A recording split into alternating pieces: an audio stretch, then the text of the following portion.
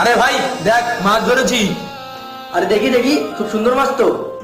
আরে এত সুন্দর মাছ তুই কোথায় পেলি? আরে ভাই আমি যখন জল খাচ্ছিলাম তখন এই মাছটা আমার হেঁটে হাতে চলে আসলো, আর এই মাছটা আমি বাড়ি গিয়ে পুষবো। তুই এই মাছটা ধর, আমি মাছটার জন্য জায়গা নিয়ে আসছি। এই ভাই মাছটা এর মধ্যে ঢেলে দে। চল চল